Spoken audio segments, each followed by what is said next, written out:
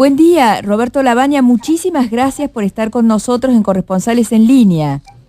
Buen día, ¿cómo les va? Un gusto de hablar con ambas. ¿Cómo están ustedes? Muy bien. Bueno, seguramente Ana Barón desde Washington le tiene un montón de preguntas para hacerle a usted, que precisamente instaló un debate muy interesante: tifón o tsunami. Ana. No, me parece espectacular que lo podamos tener. Muchísimas gracias, doctor Labaña, de tenerlo en nuestro programa. Es un honor justo en el día de hoy, que hay tantas preguntas para hacer. A mí la primera que se me ocurre, de muchas, es: ¿usted considera que esto que ha pasado es un default o no? Como sabe, hay una gran discusión al respecto, y quisiera saber si usted considera que es un default, y si es un default, ¿cuáles van a ser las consecuencias? Yo usaría una palabra, Ana, que es depende. Depende quién lo lea. A ver, desde el punto de vista de los bonistas acreedores, se dice claramente que el pago se produce en el momento en que el dinero está en la cuenta de los bonistas. Esto obviamente no ha ocurrido. Podrían argumentar que hay un default parcial, selectivo, etcétera. Pero también los instrumentos que se firmaron, son más de 1000 páginas, dicen con claridad cuáles son los momentos en que se produce un default. Y en ningún caso está incluida una situación en la cual el gobierno ha pagado, ha enviado el dinero y un juez bloquea la distribución de ese dinero. De manera tal que por eso la gente seria en Estados Unidos, y usted está allá y lo puede medir mejor que yo, la que no está contaminada por intereses económicos o legales en torno a este caso, dice con mucha claridad: estamos entrando en un terreno desconocido. Esta no es una situación que se haya dado antes. Esto va a sentar precedentes en un sentido o en el otro. De manera que yo diría, esta me parece que es la situación. ¿Y a usted le parece que la decisión de ISDA, esta agencia internacional que regula o decide sobre los seguros de default, el hecho que ellos hayan considerado, además muy rápidamente, todo el mundo pensaba que se iba a tomar más tiempo, haya considerado que los seguros de default pueden ser covarables? ¿Usted piensa que ese hecho define un poco más la situación en la práctica? Porque hay como una discusión teórica, pero en la práctica se va a ir definiendo también. ¿Cómo ve esta situación? No le asigno demasiada importancia. Primero, porque es un acuerdo entre privados. Segundo, porque entre los 15 que votan para decidir si hay o no una situación de default está el fondo demandante Argentina, está el fondo Elliott, de manera tal que juez y parte, ¿no? ¿Qué va a votar? ¿Va a votar en contra? Y tercero, porque hay un manifiesto doble estándar. Hay un caso relativamente reciente, después de la crisis del 2008, en Grecia, donde, venciendo todos los plazos y extendiendo todos los plazos que estaban previstos, discutieron durante semanas si había o no había eventos de default. De manera tal que ahí hay muchos intereses, obviamente. Se habla del orden de los $1.000 millones, y la balanza se inclina para un lado o por el otro, según convenga. En el caso griego la inclinaron para un lado, en el caso argentino la inclinan para el otro. Yo no le asignaría, no es eso lo que va a cambiar el final del juego. Le cambiará los bolsillos a alguna gente, porque $1.000 millones no es poca plata, que se reparte en todo caso, como dije, entre privados. Acá Argentina no tiene nada que ver, pero no va a cambiar, me parece, el fondo del asunto. Silvia Pisani desde Washington. Perdón.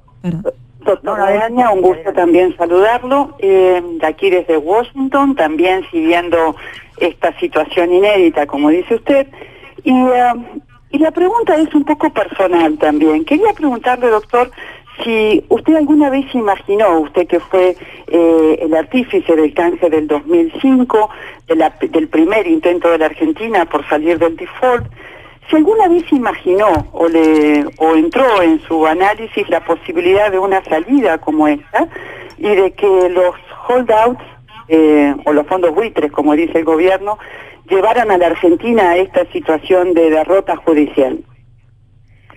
Uno esperaba que no, pero con el tiempo fui viendo, no costó mucho, que los 4 pasos que quienes negociamos la deuda habíamos dejado claramente indicados en un memo que, si recuerdo bien, fue de octubre del año 2005 al presidente Kirchner, de esos 4 pasos solo uno se cumplió y los otros 3 se abandonaron por completo. Esto es como que, a ver, si me permite una figura, esto es como si en una complejísima operación a corazón abierto, después de largas horas y de terminar la negociación, cuando faltan las etapas finales y simplemente limpiar, cerrar, etcétera, etcétera, el equipo desaparece del quirófano y el enfermo queda ahí solo. Esto es lo que ocurrió por acción o por omisión. Primero por omisión, porque no hicieron, como digo, 3 de las 4 cosas que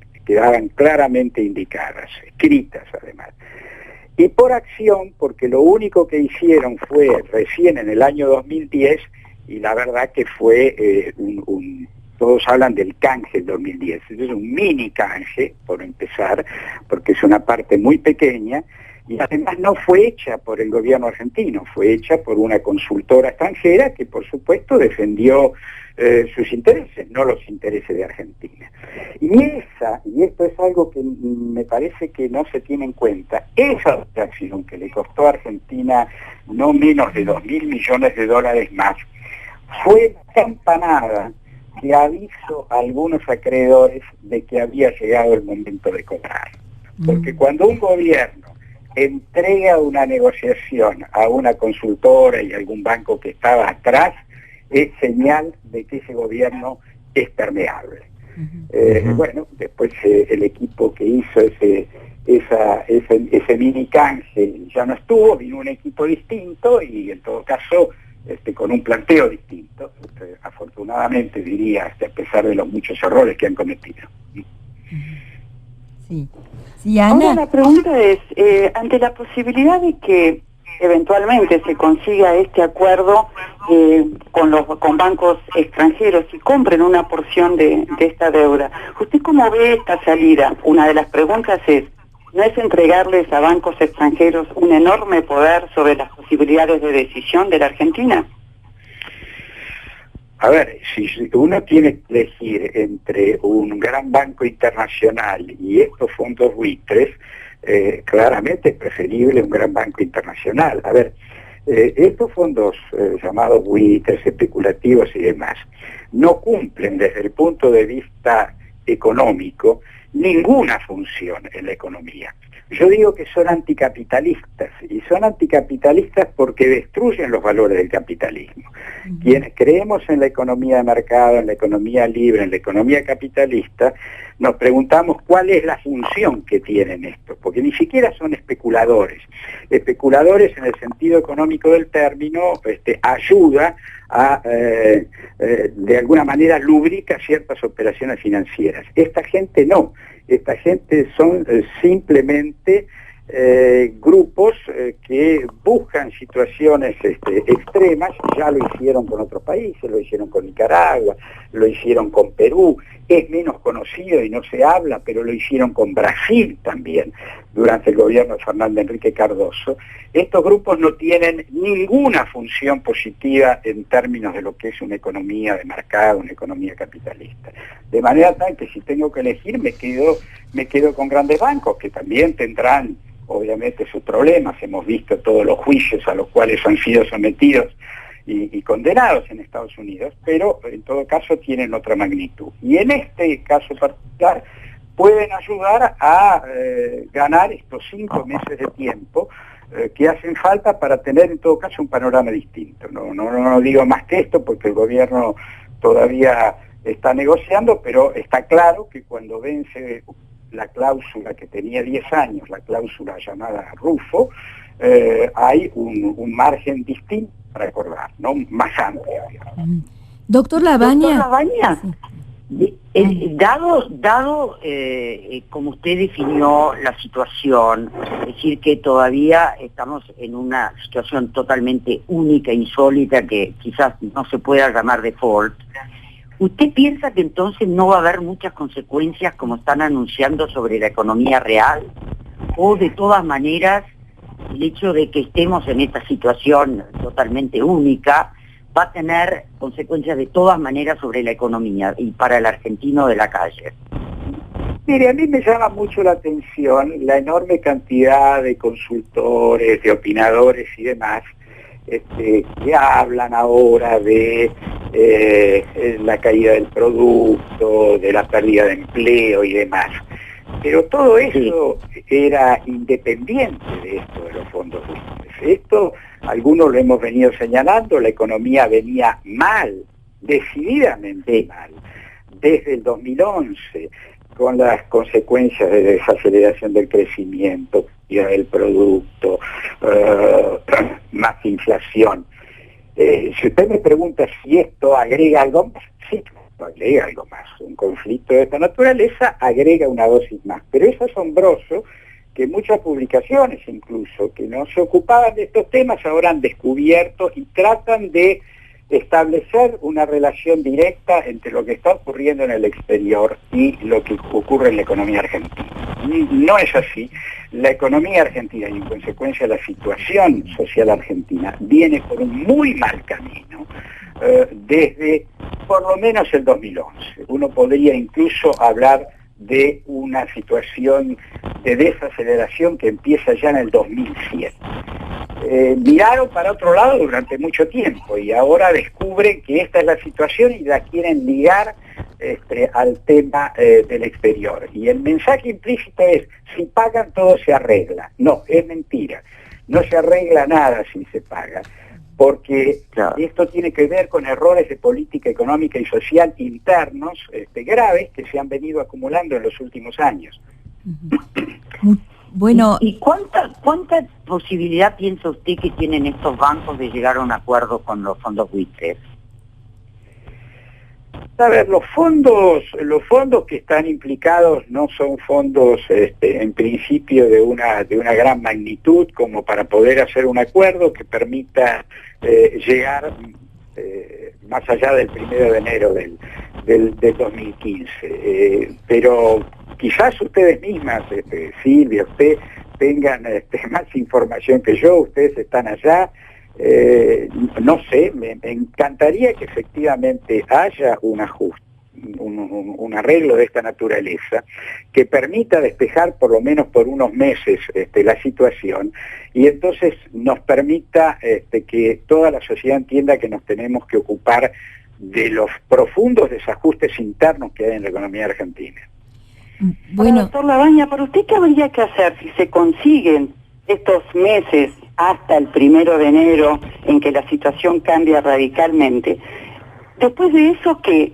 Porque ahora surgen dos líneas, están empezando a verse dos líneas. Una es, después de enero, cerrar esto para pagar y terminar con el conflicto, o mantenerlo abierto, ir a la Haya, buscar otras instancias que hagan que la Argentina zafe de este pago y prolongar el partido. ¿Usted cómo ve estas dos opciones?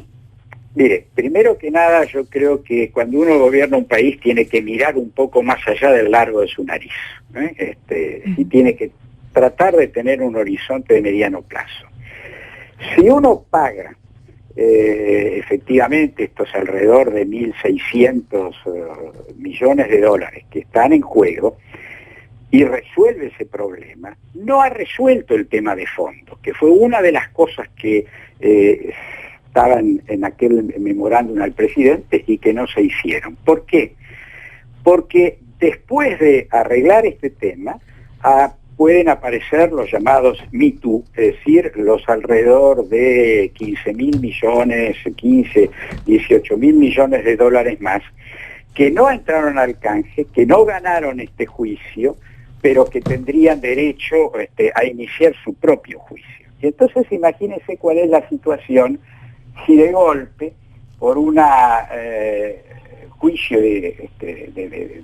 por una acción de clase que los junta a todos, y ya hay estudios de abogados trabajando en ese sentido, aparecen quienes dicen, bueno, ahora nos tienen que pagar también a estos 15, 18 mil millones al 100% igual que le pagaron a ellos. Eso es algo así como el 70% de las reservas que son de libre disponibilidad de Argentina. Alguno cree que eso se puede hacer, es decir, que el país puede tranquilamente pagar esa suma, ver reducidas sus reservas a lo mejor a menos de 10 mil millones y que no pasa nada. Entonces, cualquier cosa que se haga después de enero tiene que estar puesta también en un contexto de qué ocurre con el resto de los acreedores. A ver, empezamos esta charla con una frase con el tema de, que creo que le dijo Silvia, con el tema de tsunami o tifón. Es decir, cuando lo que hay que tener en claro es que acá no hay nada positivo para sacar, acá los errores del gobierno, la desatención de todo el tema de la deuda, el no haber seguido adelante con los pasos que tenía que hacer, han conducido a una situación donde uno lo que tiene que elegir es el mal menor, es decir, no tiene nada para ganar, ¿te das cuenta? Ahora, en la elección de ese mal menor, no hay que dejarse llevar por los simplistas, por los que operan sobre los diarios, sobre los medios y demás, tratando de decir que esto se arregla pagando, porque esto es más profundo, no se arregla simplemente pagando, porque uno puede pagar esto y entrar en realidad en una situación más complicada. Entonces, alguien tiene que tener una visión de conjunto. A esto, obviamente, a los errores locales uno le puede agregar, yo creo, los graves errores cometidos por el juez.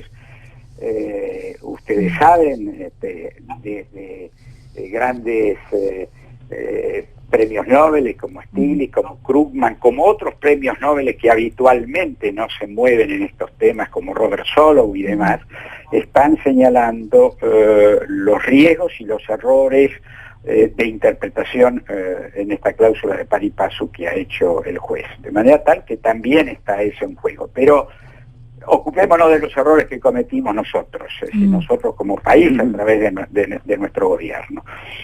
Veamos qué pasa con el resto, aún pagando esto en enero. Ajá.